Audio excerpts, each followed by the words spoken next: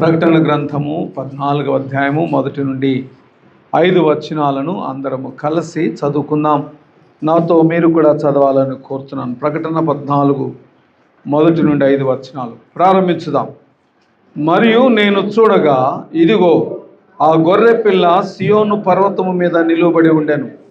ఆయన నామమును ఆయన తండ్రి నామమును నొసళ్ళ యందు లిఖింపబడి ఉన్న 144,000 మంది ఆయనతో కూడా ఉండిరి. మరియు విస్తారమైన జలముల ధ్వనితోనూ గొప్ప ఉరుము ధ్వనితోనూ సమానమైన ఒక శబ్దము పరలోకములో నుండి రాగా వింటిని. నేను వినిన ఆ శబ్దము వీణలు వాయించుచున్న వైనికుల నాదమును పోలినది. వారు సింహాసనం ఎదుటను ఆ 4 జీవుల ఎదుటను పెద్దల ఎదుటను ఒక క్రొత్త కీర్తన పాడుచున్నారు. భూలోకములో నుండి కొనబడిన ఆ 144,000 మంది తప్ప మరి ఎవరునూ ఆ కీర్తన నేర్చుకొనజాలరు. వీరు స్త్రీ సాంగత్యమున అపవిత్రులు కాని వారును స్త్రీ సాంగత్యం ఎరుగని వారునయుండి గొర్రెపిల్ల ఎక్కడికి పోవునో అక్కడికెల్లా ఆయనను వెంబడింతురు. వీరు దేవుని కొరకును గొర్రెపిల్ల కొరకును ప్రథమ ఫలముగా ఉండుటకై మనుషులలో నుండి కొనబడిన వారు. వీరి నోట ఏ అబద్ధమును కనబడలేదు. వీరు అనింద్యులు. దేవుడు తన వాక్యమును మన వినికిడిలో తన నామ మహిమార్థమై దీవించును గాక. ఆమేన్. చిన్న ప్రార్థన చేసు. కృపామయుడ, ప్రేమ కలిగిన నా ప్రియ పరలోకపు తండ్రి, మహోన్నతుడు అయిన నీ సన్నిధిలో మమ్మను మీకు ప్రతిష్ఠించుకుంటూ యెరూషలేము క్షేమం కొరకు ప్రార్థన చేయొచ్చు. పరిశుద్ధాత్మ దేవుని ద్వారా నాతో మాతో మాట్లాడమని, వినగల చెవి, గ్రహించగల మనస్సు, వెంబడించగలిగిన జీవితం నీ వాక్యము చేత మండించబడి ఎముకలు మాకు కలుగు చేయమని యేసు నామమున మమ్మను ఏక మనస్సు ఏకాత్మ కొరకు ప్రతిష్ఠించుకొని వేడుకొనుచున్నాము తండ్రి. ఆమేన్. సంఘములతో ఆత్మ చెప్పుచున్న మాట చెవిగలవాడు, సంఘములతో ఆత్మ చెప్పుచున్న మాట చెవిగలవాడు. ఈ వాక్యం అంతటిని ధ్యానించడానికి మనకు సమయం చాలు. దీనిలో ఒక మాటను మాత్రము తీసుకొని మనము ప్రవచన నెరవేర్పుల గురించి నేర్చుకుంటున్నాము కాబట్టి మరి యొక్క ప్రవచన నెరవేర్పును మీకు తెలియచేయాలని నేను దేవుడు నాకు ఇచ్చిన కృపను బట్టి ఆశపడుతున్నాను. ప్రకటన 14వ అధ్యాయము 4వ వచనం మొదటి మాటను చదువుకుందాం. ప్రకటన 14 4వ వచనం మొదటి మాట, వీరు స్త్రీ సాంగత్యమున అపవిత్రులు కానివారు. వీరు స్త్రీ సాంగత్యమున అపవిత్రులు కానివారు. అక్కడ ఒక నెంబర్ వేసి కింద రాసిన మాట ఏంటంటే కన్యకలు. కన్యకలు. దేవుని సంఘమా, అంత్యదినాలలో అపవాది నిన్నెప్పుడూ పాపము చెయ్యమని చెప్పడు. సాతానుడు ఎప్పుడూ నిన్ను పాపము చెయ్యి, దేవునికి విరోధంగా బ్రతుకని నేర్పించడు. వాడికి తెలుసు క్రైస్తవులు పాపము చేయరు. వాడికి తెలుసు పరిశుద్ధ గ్రంథ జ్ఞానము కలిగిన వారు బలహీనపడి దేవుని నుంచి దూరపడడానికి ఇష్టపడరని వాడికి తెలుసు. అందుకని వాడు ఎప్పుడు పాపము చేయి, దేవునికి విరోధంగా బ్రతుకు, అన్యాయపు జీవితాన్ని జీవించని చెప్పడు. వాడెప్పుడు చెప్పే మాట ఏంటంటే నీతిగా వాక్యానుసారంగా బ్రతుకు, కానీ అవసరం వచ్చినప్పుడు బలహీనపడినా తప్పు లేదు. అవసరం వచ్చినప్పుడు నీవు బలహీనపడినా తప్పులేదు. ఎందుకంటే దేవునికి తెలుసు నీవు మంటివాడవు. దేవునికి తెలుసు నీవు సంపూర్ణుడవు కాలేవని. ప్రభువే అన్నాడు కదా బైబిల్లో, నీతిమంతుడు ఒక్కడును. మరి బైబిల్లోనే నీతిమంతుడు ఒక్కడు లేడన్నప్పుడు నువ్వు నీతిగా ఎలా బ్రతకగలవు అంటాడు వాడు. అందుకే క్రైస్తవులమైన మనము దేవుని వాక్యాన్ని, దేవుని రక్తమును, దేవుని గాయములను, దేవుని సన్నిధిని అలవోకగా వదిలిపెడుతుంటాం, బలహీనపడుతుంటాం. మన ఉద్దేశం ఏంటంటే గాడ్ విల్ ఫర్గివ్ మీ, దేవుడు నన్ను క్షమిస్తాడు. ప్రార్థన చేస్తే దేవుడు క్షమిస్తాడు కాబట్టి పాపం చేయడం ఎందుకు మానాలి అని అనుకునే క్రైస్తవులు వేలాది కొలది ఉన్నారు. సాతానుడు చాలా చాలా చాలా బలహీనమైనటువంటి ప్రతి వ్యక్తిని పడద్రోయడానికి జ్ఞానము కలిగిన వాడు. ఎంత జ్ఞానం అంటే యేసు ప్రభువునే పడద్రోయడానికి, బలహీనపరచడానికి ఆయనతో కూడా కొండెక్కాడంట. దైవ వాక్యాన్ని ఆధారము చేసుకొని యేసు ప్రభువునే శోధించడానికి ఇష్టపడ్డాడండి. మీకు మాట తెలిసిన మాట నేను చెప్తున్నాను. వాడి కాలము కొంచెమే అని తెలుసుకొని. నేను ఒకసారి ఒక పని మీద ఒక ఊరు వెళ్ళాను. ఆ పని జరిగించడానికి నేను ఆ అధికారిని కలవాలి. నేను లోపలికి వెళ్ళడానికి ప్రయత్నిస్తుంటే నన్ను ఒక అతను ఆపి అన్నాడు, ఏం పని మీద వచ్చారండి అన్న. నేను ఒక పని మీద ఆయన కలిసి ఆయన చేత ఆ పని చేయించుకోవడానికి, ఆయనతో మాట్లాడడానికి వెళ్తున్నానండి అన్న. ఆయన అన్నాడు, ఏమన్నా డబ్బులు తెచ్చారా ఆయనకి ఇవ్వడానికి? నా దగ్గర ఏమీ లేవు, ఆయన తీసుకుంటాడని నేను అనుకోవడం లేదు అని ఆయన అంటాడు. ఈ 2-3 రోజుల్లో రిటైర్ అవుతున్నాడండి. ఈ 2-3 రోజుల్లో ఎంత సంపాదించగలిగితే అంత సంపాదించడానికి ఆయన ఇష్టపడుతున్నాడు. తీసుకువెళ్తే పని అవుతుంది. ఆశ్చర్యంగా ఆ మాటలు విన్నాను. ఎందుకంటే ఇంతకాలము సంపాదించింది కాదు, రిటైర్ అవ్వడానికి ముందు ఎంత సంపాదించగలిగితే అంత ఎందుకంటే రిటైర్ అయిన తర్వాత ఆయన సంపాదించుకోలేడు కదా. సాతానుడు తన కాలము కొంచెమే అని తెలుసుకొని వాడు, మన భాషలో చెప్పాలంటే, పేట్రేగిపోతున్నాడు. ఉరుము వలె గర్జించుచున్నాడు. బైబిల్లో వ్రాయబడిన మాట ఏంటంటే, ఎవరిని మృంగుదునా అని ఎదురు చూస్తున్నాడు. ఎలా మింగుతాడండి? 2 పద్ధతులు. ఒకడిని మింగాలంటే, ఒకటి బలవంతంగానైనా మింగాలి, లేక ప్రేమతోనైనా మోసం చేయగలరు.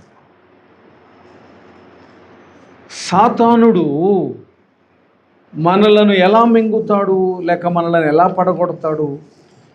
ప్రకటన 10వ అధ్యాయం.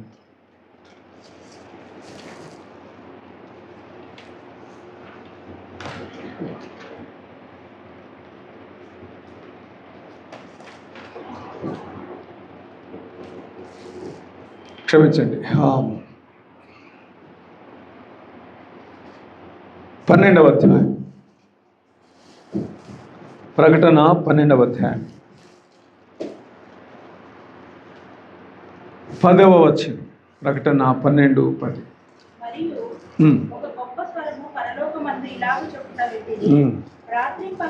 రాత్రి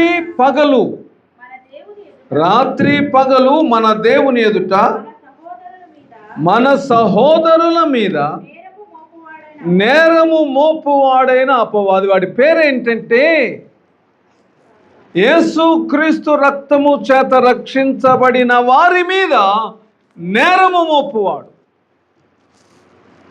ఎవడు రక్షించబడ్డాడో వాడి మీద నేరం మోపాలి.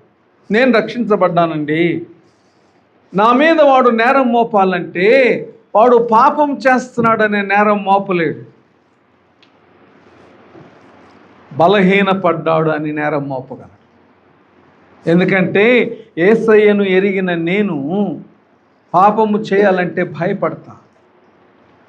పాపము చేస్తే దేవుడు నన్ను క్షమించునా? చాలామందికి క్రైస్తవులకు తెలియంది ఏంటంటే, ప్రభువు దీర్ఘశాంతము గలవాడే తప్ప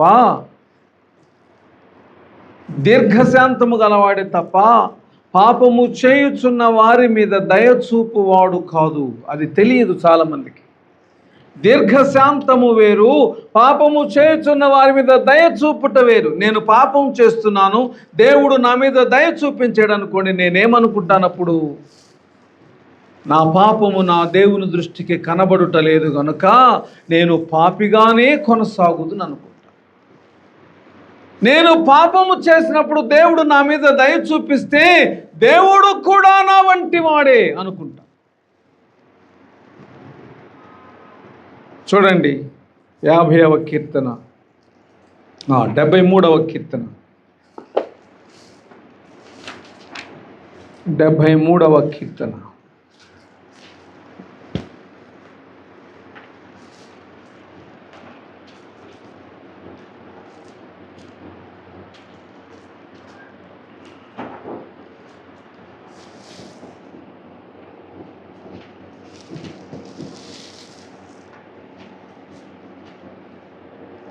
పదవ వచనం నుంచి చదువుతున్నాం. వారి జనము వారి పక్షమున చేరును, వారి జలపానము సమృద్ధిగా చేయుదురు. తర్వాత మాట చూడండి. దేవుడు ఎట్లు తెలుసుకొనును, మహోన్నతునికి తెలివి ఉన్నదా అని వారు అనుకొందురు. ఇదిగో ఇట్టివారు భక్తిహీనులు, వీరు ఎల్లప్పుడూ నిశ్చింత గలవారై ధనవృద్ధి చేసుకు. దేవుడు దయ చూపిస్తే మనుషులు ఏమనుకుంటారంటే, దేవుని కన్నులకు నేను చేసేది కనబడడం లేదు కాబట్టి దేవుడు నాలాంటి వాడే. అసలు దేవునికి తెలివి ఉందా, దేవుడు చూచునా అనుకొని పాపంలో కొనసాగుతారు. 50వ కీర్తన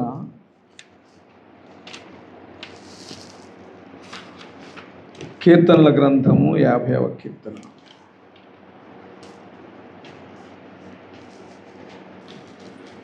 20 నుంచి 21.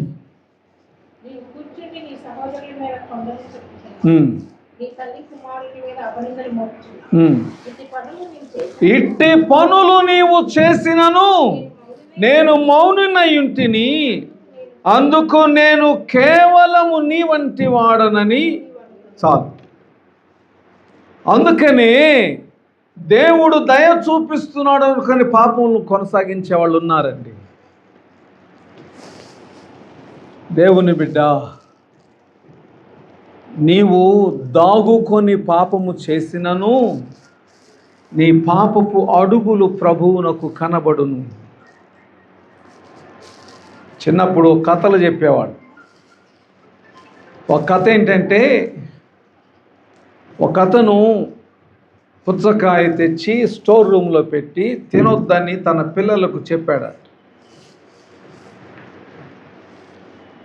ఒకరోజు తండ్రి వచ్చి చూస్తే ఆ పుచ్చకాయ కనబడలేదు.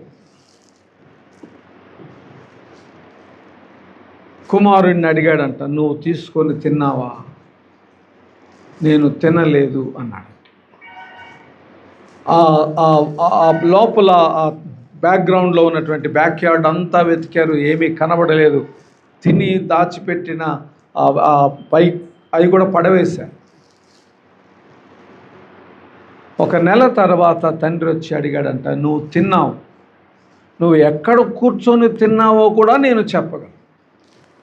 వాడికి ఆశ్చర్యం వేసింది. జాగ్రత్తగా నేను తిని పై తొక్కును కూడా పడవేశాను కదా.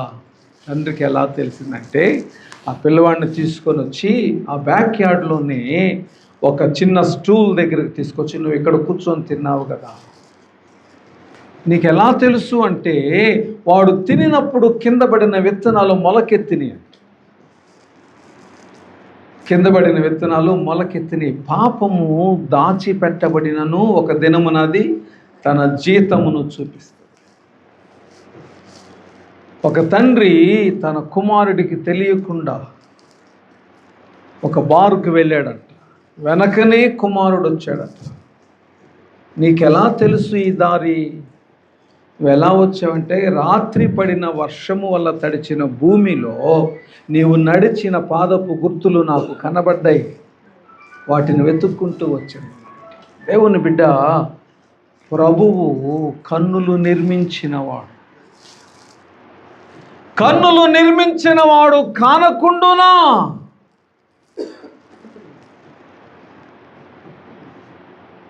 పక్షవాయువు గలవాన్ని తెచ్చి పడుకోబెట్టి పైనుంచి కిందకు దించితే ప్రభు అన్నాడు, కుమారుడా, నీ పాపములు క్షమించబడి ఉన్నావు. అక్కడ కొంతమంది అనుకున్నారు, ఇతను దేవుడా, పాపములు క్షమించడానికి దేవదూషణ చేయుచున్నాడు. ప్రభు వారి మనస్సు నెరిగి, వారి తలంపుల నెరిగి వాళ్ళతో మాట్లాడాడు. ప్రభువుకు నా తలంపులు తెలియవా? ప్రభువునకు నా మనస్సు తెలియదా? దేవుని బిడ్డ, ఎవరిని మోసం చేస్తావు?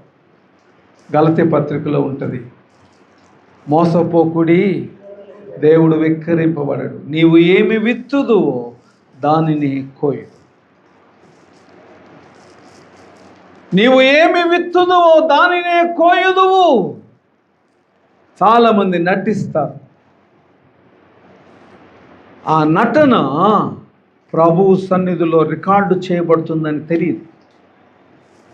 ఎందుకు ఈ మాటలు చెప్తున్నానంటే, మనము చదువుకున్న ఈ భాగములో ఏముందంటే, వాడు నేరము మోపువాడు అని. వాడు నేరము మోపుచున్నాడు, నిందలు కూడా వేయుచున్నాడు. బైబిల్లో నింద నుంచి తప్పించుకోవచ్చు కానీ నేరము నుంచి తప్పించుకోగలవా? నింద అంటే నేను చేయని దానిని నేను చేసినట్టుగా చూపాలని ప్రయత్నించడం. దాని నుంచి నేను తప్పించుకుంటాను. నా మీద ఎన్ని నిందలు వచ్చినా నా నిందల నుంచి నేను తప్పించుకుంటాను. ఎందుకంటే వాటిని నేను చేయలేదని రుజువుపరచగల ధైర్యం నాకుంది. కానీ నేరము మోపితే ఏమి నేరం మోపుతాడో ఒకటి ముందు నేను మీకు చెప్తా. ఒక దైవ సేవకుడు ఉన్నాడు.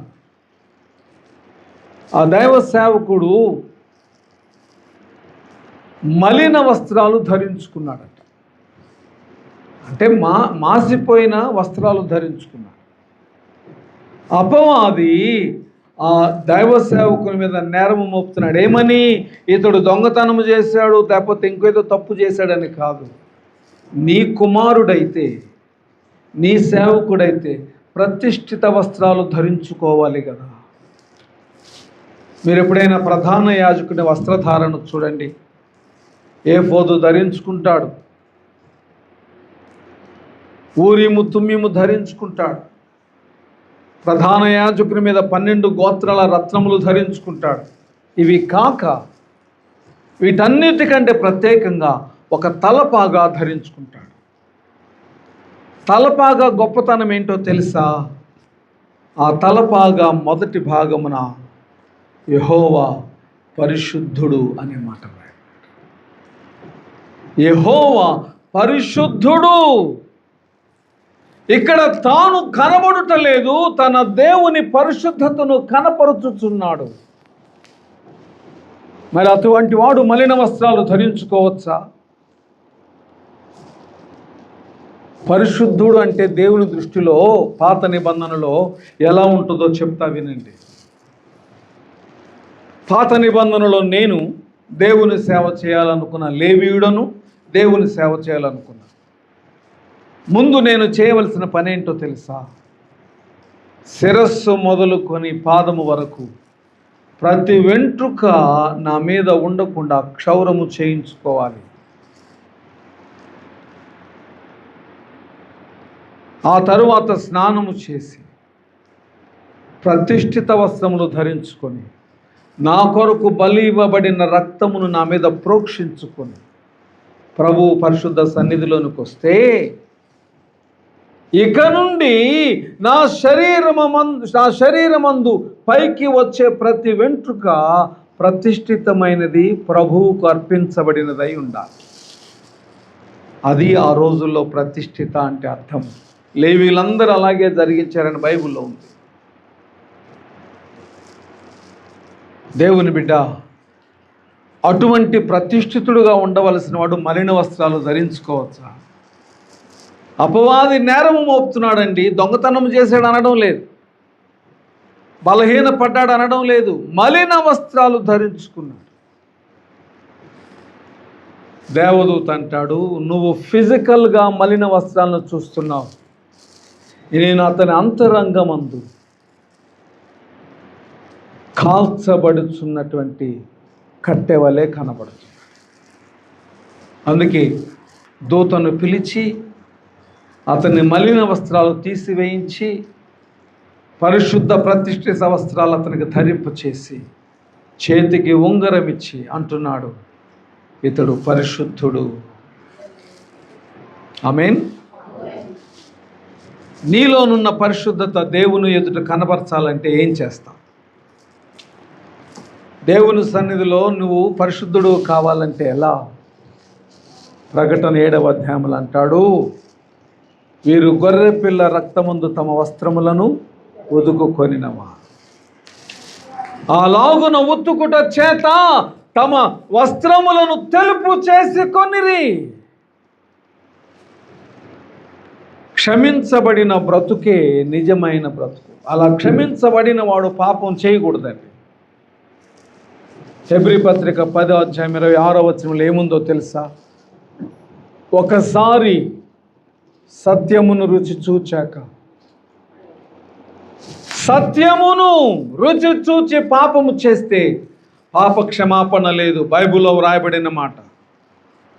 నువ్వు అనుకుంటావేమో, నేను పాపము చేసి క్షమించమని అడిగితే క్షమించే దేవుడు నాకున్నాడు, ప్రేమ గలవాడు అనుకుంటున్నావేమో. బైబిల్లో వ్రాయబడిన మాట, సత్యమును రుచి చూచి, అనుభవపూర్వకముగా సత్యమును రుచి చూచి బుద్ధిపూర్వకంగా పాపం చేస్తే క్షమాపణ లేదు అన్నది బైబిల్. సాతానుడికి ఇంకా ఈజీ నీ మీద నేరం మోపడం. ఎందుకంటే రక్షించబడి పాపం చేసావు కదా. దేవుని బిడ్డ, పాపానికి గురించి ఇంకొక మాట మీతో చెప్తాను, జాగ్రత్తగా వినండి. పాపాన్ని గురించి ఒక మాట చెప్తాను, జాగ్రత్తగా వినండి. పాపము చేయడం ప్రాముఖ్యం కాదు. దేవుని ఎదుట నీ మనస్సాక్షి కల్మషమైనదైతే నువ్వు పాపివే. దేవుని ఎదుట నీ మనస్సులో నువ్వు నింద పొందిన వాడవైతే నువ్వు పాపివే. నీ మనస్సాక్షి కల్మషమైనదైతే నువ్వు పాపివే. మరి ప్రభు ఎదుట ఎలా నీవు నీతిమంతుడని తీర్పు తీర్చబడతావండి? అందుకే రక్షించబడిన వారిని గురించి మనము చదివిన లేఖన భాగం ప్రకటన 14లో అంటాడు, వీరు స్త్రీ సాంగత్యము చేత అపవిత్రులు కాని. స్త్రీ సాంగత్యము చేత అపవిత్రులు కాని వారంటే అర్థం ఏంటి? స్త్రీలు పాపులు కాదు కదా. స్త్రీలను నిర్మించింది కూడా దేవుడే. ఆయన పునరుద్ధానుడైన తర్వాత ఆయన పునరుద్ధానమును గురించి ప్రకటించింది మొదట స్త్రీలే. బైబిల్లో ఏముందంటే, యెహోవా ఆజ్ఞ ఇచ్చి ఉన్నాడు, దాన్ని ప్రకటించు స్త్రీలు మహాసైన్యముగా ఉన్నారు. మరి ఇక్కడ స్త్రీ సాంగత్యమును అపవిత్రులు కాని వారు అన్నాడు కదా. అందుకే అక్కడ ఒక నెంబర్ వేసి కింద ఒక మాట రాశాడు. ఏముందండి? స్త్రీ అంటే ఎవరు? కన్యక. ఇక్కడ ప్రభుని ఉద్దేశం ఏంటంటే, మానసికమైనటువంటి బలహీనత కలిగిన వారు, ఆత్మ సంబంధమైన వ్యభిచారము చేసిన వారు అని అర్థం. బైబిల్లో గత వారం మీకు చెప్పిన మాట ఎంతమంది గుర్తుందో నాకు తెలియదు. ఒక పట్టణం ఉంది. ఆ పట్టణము పరిశుద్ధుల రక్తము చేత మూర్ఛిల్లినది. పరిశుద్ధుల రక్తము చేత మూర్ఛిల్లినది. ఆ పట్టణములోని ధనము చేత తమ ఆత్మలను నాశనమునకు అప్పగించుకున్న అనేక మంది దేవుని బిడ్డలున్నారు. ఈ రోజుల్లో ధనము కొరకు తమ విశ్వాసాన్ని అమ్ముకునే వాళ్ళు ఉన్నారండి. ఆశీర్వాదము కొరకు తమ విశ్వాసాన్ని అమ్ముకునే వాళ్ళు ఉన్నారు. శరీర సంబంధమైన ఆశీర్వాదాల నిమిత్తమై ఈ లోకానుసారమైనటువంటి మరి అనేకమైనటువంటి బలమును పొందుకునే నిమిత్తమై తమ ఆత్మీయ జీవితాన్ని తాకట్టు పెట్టేవాళ్ళు ఉన్నారు. దేవుని ఎదుట అబద్ధపు బ్రతుకు బ్రతికే వాళ్ళు ఉన్నారు. వీళ్ళంతా స్త్రీ సాంగత్యము చేత అపవిత్రులైన వారు. ఎవరా స్త్రీ? లోకము. ఇక్కడ స్త్రీ అంటే దేవుని చేత నిర్మించబడినటువంటి మనము కాదు, లోకము. అందుకే దేవుడు అంత్య దినాలలో లోకమును మహావేంద్రముతో లయము చేయు. లోకము దేవుని ప్రేమకు విరోధి. మనందరికీ తెలిసిన లేఖన భాగమే మరలా చదువుకుందాం. యోహాను మొదటి పత్రిక 2వ అధ్యాయం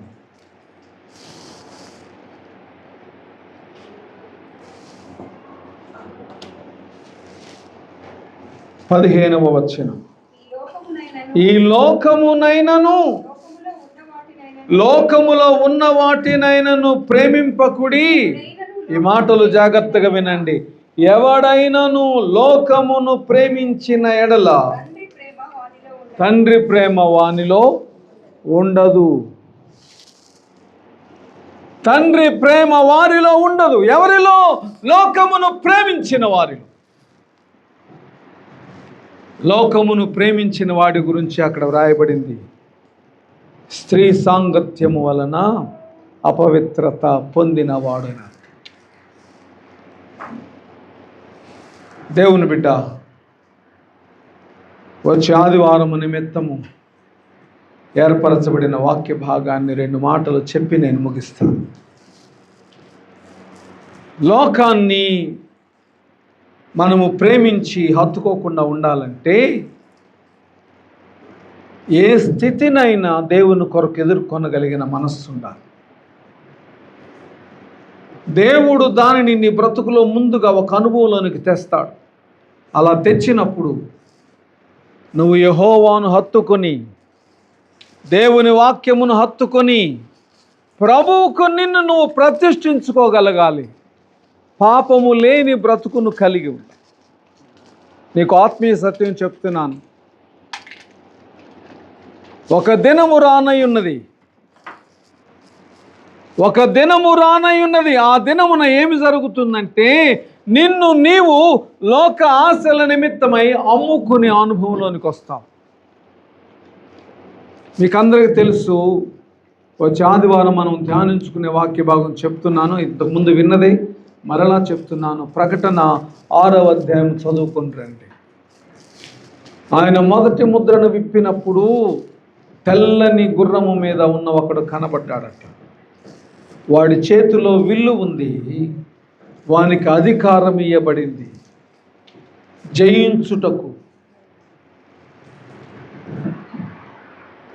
అంత్యదినాలలో జరగబోయేది ఏంటంటే ఒకడు అధికారముతో లోకమును జయించడానికి వస్తాడు.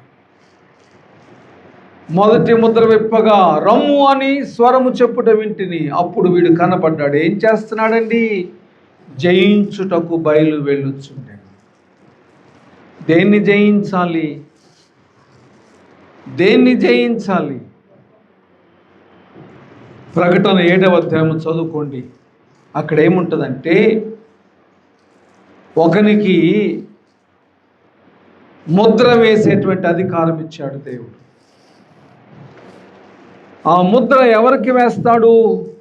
దేవుని ప్రేమించి రక్షించబడగలిగిన వారి మీదే, క్రైస్తవులందరి మీద కాదు. అందరి క్రైస్తవుల మీద కాదు ఆ ముద్ర వేసేది. రక్షించబడి పరలోక రాజ్యానికి చేరడానికి అర్హులైన వారి మీద. వాళ్ళ మీద ముద్ర వేయాలంటే భూమి అంత నిశ్చలంగా ఉండిపోవాలి, కదలకూడదు. నేను ఇలా ఉన్నాను, ఇలాగే ఉండిపోతాను. దేవదూత నా యొద్దకు వచ్చి నా హృదయమును చూచి ఇతడు రక్షించబడుటకు యోగ్యుడైతే ముద్ర వేస్తాడు, లేకపోతే ముద్ర వేయడం వెళ్ళిపోతాడు. యెహెజ్కేలు 9వ అధ్యాయం కూడా అదే చెప్తుంది. ముద్ర వేసిన తరువాత వారు మాత్రమే పైకి ఎత్తబడతారు, మిగిలిన వారు విడువబడతారు. సో ఈ మొదటి ముద్ర విప్పబడినప్పుడు జయించువాడు వచ్చి దేవుని బిడ్డలు కాని వారిని, ఇంకో మాటలో చెప్పాలంటే నామకార్థ బ్రతుకును బ్రతుకుచున్నవారు, ప్రభువు పేరు చెప్పుకొని తమ్మును తాము ఆశీర్వదించుకునేవారు, దేవుని నామము పేరట బలహీనమైన బ్రతుకును బ్రతుకుచు అపవాది చేత నేరము మోపుచున్న వారిని వేరుపరుస్తాడు. ఇక్కడ ఒక మాట చెప్పాలి, మీకు ముగిస్తున్నాను. అంత్య దినాలలో ఒక ఆజ్ఞ వస్తుంది. పరిశుద్ధునిగానే ఉండనిమ్ము, అపవిత్రునిగానే ఉండని. ఇక అంతే, ఫైనల్. పరిశుద్ధుడు పాపము చేయలేడు, పాపి పరిశుద్ధుడు కాలేడు. ముగింపు. ఆ దినములు త్వరలో వచ్చుచున్నవి. దేవుని బిడ్డ, నన్ను అడిగితే అవి ఆల్రెడీ వచ్చి ఉన్నాయి. దేవుడు తన కార్యం ప్రారంభించాడు. క్రైస్తవులలో దేవుని ప్రేమించు వారిని బలపరుస్తున్నాడు. బలహీన బ్రతుకును బ్రతుకుచున్న వారిని దేవుడు బలహీనతకు అప్పగిస్తున్నాడు. మొదటి ముద్ర విప్పబడిందని నేను సాక్ష్యము చెప్పగలను.